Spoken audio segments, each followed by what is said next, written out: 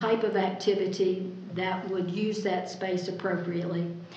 The Peach proposal does meet our sales price without any conditions, special conditions or special challenges such as the alcohol waiver, such as the fee in lieu of in terms of the taxes. Both proposals would fulfill our financial obligation in terms of the price of the sale. The Peach proposal would fill our financial obligation to our citizens without any conditions attached to it. And in the end, both would build upon what's special and unique about downtown, and we think that's vitally important.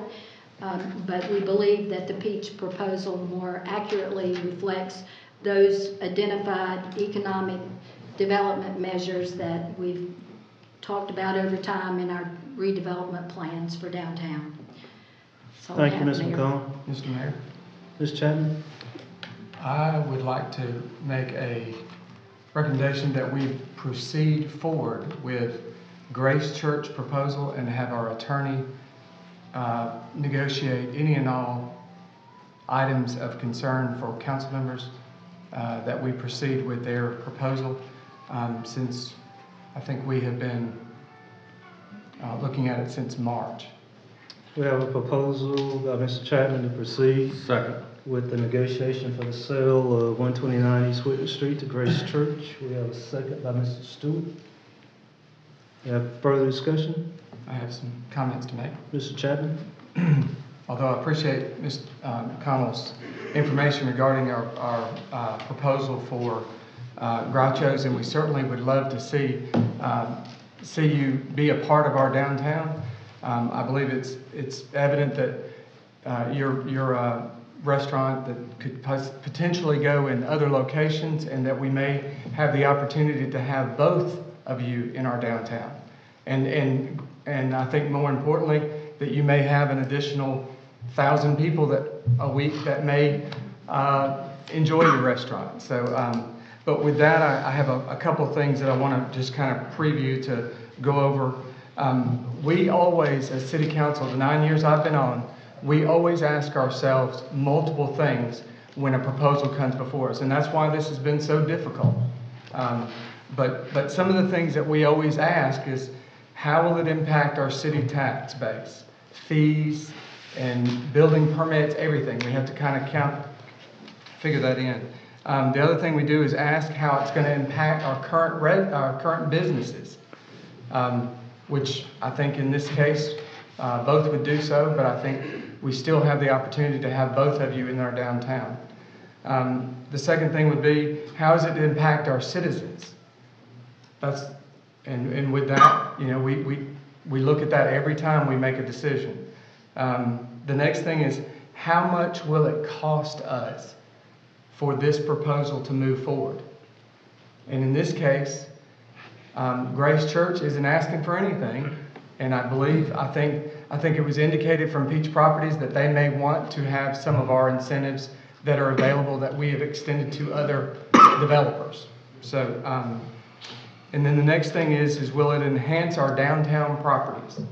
And by certainly with Grace Church proposal, going to be doing both buildings. That is a huge opportunity, I think, for us as council members, that we look at.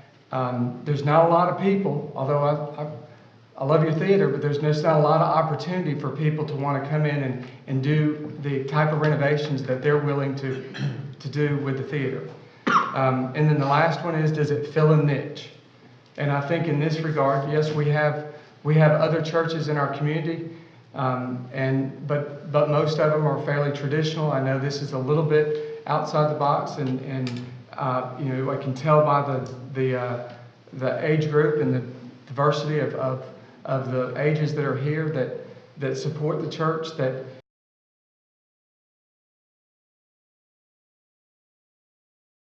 downtown. Bear with me, please. So that's what I always say is, how much will this organization impact our downtown? And then lastly, there are multiple positives that I look at for the city, or for the city in general, that it's going to have to do if we accept your proposal for Grace Church. The first one being is that you're willing, in all those examples that we've asked y'all to come up and say, we have a problem with this. We don't feel comfortable with this. We really need to have help on this. Every single item, y'all have said, no problem, we agree. No problem, we agree. No problem, we agree. I have never had that happen in the 9 years I've been on council. No one has ever agreed to everything. And to me, that tells me y'all want to be a part of this community, and I want you to be a part of this community.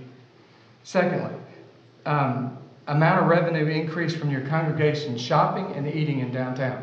I know that can't be quantified, but it's got to have a huge impact if part of you eat in the restaurants downtown and shop downtown.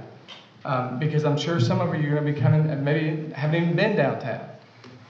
Next thing is the fees collected on the permits for a building that you're going to renovate. Being an architect, I know that those are going to be significant because you're going to do major renovation to both buildings. Fifth, the church is offered to pay the asking price that we were all agreed to, that I think we wanted to get for the building.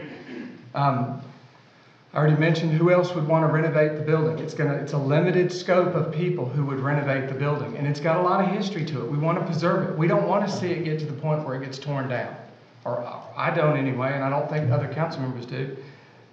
Next thing is the church is willing to allow the public, and this is a big one. The church is willing to allow the public to use the theater as a public space for the community. Well, that tells me a whole lot that y'all want to be a part of the community, and that's major. I mean, number 8. The fact that it's adjacent to one of the largest parking lots in downtown is there's that even narrows the scope much more. We just did the Bleckley Station, which turned out hugely successful, but we had to build a parking lot to serve that. That cost us money, and this is already there. Number 9, the church is willing to sign any and all exclusionary for alcohol, because that was probably the biggest thing on me, is that I felt like, and other council members, that it felt like we were going to have, how is it going to impact our current restaurants and our future restaurants? Because certainly that would make a big part of that. The next thing was the church is willing to sign a first right of refusal. That was the first thing that was brought up, that y'all were willing to sign a first right of refusal for us to allow us to dictate that you could, a reversionary clause, that it could come back to us if y'all didn't agree to the terms that y'all have agreed to. And then it said, well, the theater would be that part. Well, at the last meeting, y'all agreed to the fact that we would be able to purchase the Alverson Theater and then sell it back to y'all, which then we can adapt those reversionary clauses which protect our community from those long-term revenue sources, and also our setup, our opportunities for future restaurants and things like that we wouldn't have to worry about that. I got 3 more. So the positive impact to the additional 600 to 800 people in downtown, and I just heard now that I think y'all's projections may be for both Groucho's and are well over 1,000 people in just a short amount of time. So again, instead of having 1,000 people, we could have 2,000 and get Groucho's here too, that y'all can enjoy their restaurant. Number 12, willing to, I think this is one of the things the attorney needs to talk about with y'all is that y'all have mentioned about a seat charge. So when the public uses it, and if there's an admission, that y'all would be open to a seat charge for the similar to what the county's doing, I think, at the Civic Center. And then lastly, the church will allow those to purchase the theater, as we talked about, which allows those things to occur. And I think other things will need to be discussed about the Alverson Theater. And with that, there is 2 negatives that I could find. The 2 negatives is a city. We must figure out a way to. We have to adjust the ordinance to allow y'all to provide a space downtown for a church. And the second thing is we must establish a way to collect and for y'all to pay the fee in lieu of tax for the buildings that y'all have agreed to that will increase as the value of the building increases. So the last thing I'm going to leave you with, I have a lot of friends who attend all the other, several of the other churches in the surrounding areas. I have not had one tell me that they're against y'all being downtown. Not one. I've not had one single person come up to me and tell me that they are against Grace Church being a part of our downtown. And with that, I close. Any other comments? You know, for me, I received a lot of emails over the last few days from Grace Church. And I know probably some of you right there who sent me those emails.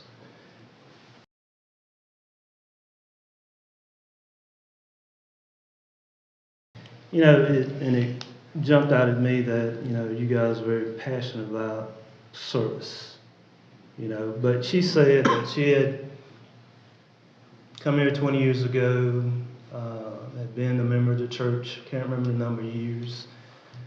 She went on to say some of the things that you said about the mission of the church and what you're passionate about. And, you know, and we do have a lot of people who are very passionate about our city. And that's cool that we do have that. She went on to say that, which I thought this was what drew me to that. She said, "You guys have a tough job," and we do have a tough job, you know. And we have to look at, and she mentioned, she said, "I'm sure you have to look at other things other than downtown." And I said, "Yes, ma'am, we do. We have a lot of things: EPA consent agreements, neighborhoods." You know, it's never fun raising sewer rates on people 15%. It's tough, you know, and you know, it's a tough job. But she concluded by saying that, you know, either way, the council chose, she's going to be okay with it, and that she was still going to support us. And she knew that this community that she moved to 20 plus years ago would still grow. You know, and I thought that was pretty cool. And I don't know if she's out there, but you know, it's a tough job. So we have a motion, we have a first and a second. No other comments? Can you repeat the motion? The motion is to proceed with negotiation with the sale of 129 East Whitney Street to Grace Church.